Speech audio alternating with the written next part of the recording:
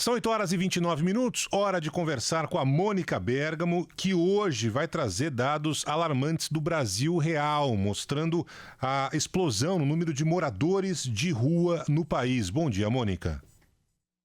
Bom dia a todos.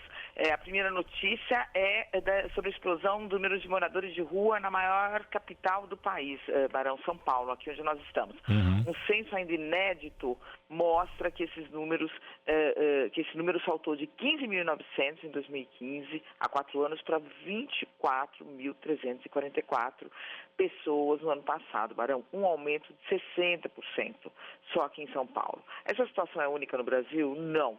Outros levantamentos mostram que essa tragédia se repete em todo o país. Em Belo Horizonte, há muito pouco tempo, um censo mostrou que os moradores de rua saltaram de 1.800 em 2014 para 4.500 em 2019. O Rio de Janeiro vai fazer o seu censo, ainda não fez o seu censo, mas há estimativas de que moradores de rua já cheguem a 15 mil. O Rio de Janeiro vai fazer o seu primeiro censo nesse ano. São Paulo já faz esse levantamento há um bom tempo. Em Porto Alegre, eles são 4 mil, Barão, o dobro do registrado em 2016.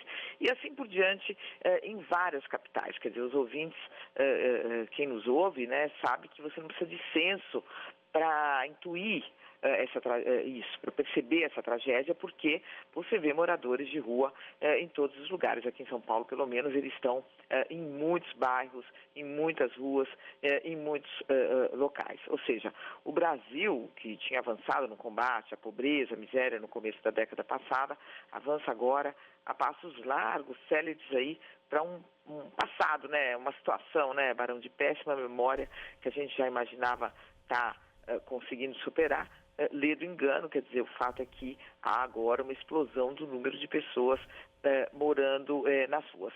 E o censo que nós estamos antecipando aqui, o censo de São Paulo, está mostrando isso.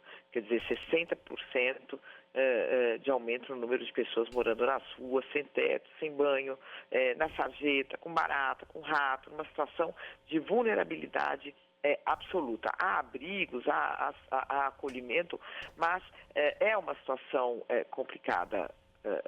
Ô, Mônica, esse levantamento mostra a relação com usuários de drogas, viciados? É isso que eu ia agora falar aqui. Quer dizer, o censo mostra, em primeiro lugar, o que é o óbvio, né? Que esse número cresceu e acompanha, há um gráfico, quer dizer, que acompanha justamente a curva do desemprego na cidade.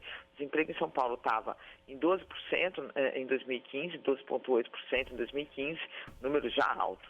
E agora chegou a 16,4% em São Paulo. Número absurdo, né, Barão? 16% da população de São Paulo não tem trabalho.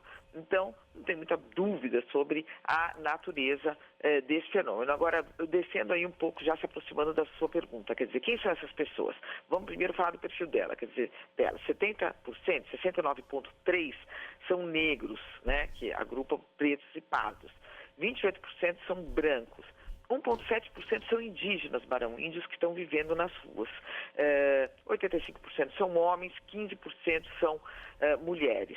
E a faixa onde eles se concentram é na faixa dos 31 aos 49 anos. 46% são dessa idade. O que eles relatam, Barão?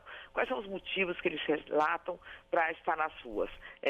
Conflitos familiares, falecimento de familiares, ou seja, um familiar que os amparava e que agora morreu, perda de trabalho, desemprego, isso que você falou, dependência de drogas ilícitas ou álcool, problemas de saúde como depressão, né?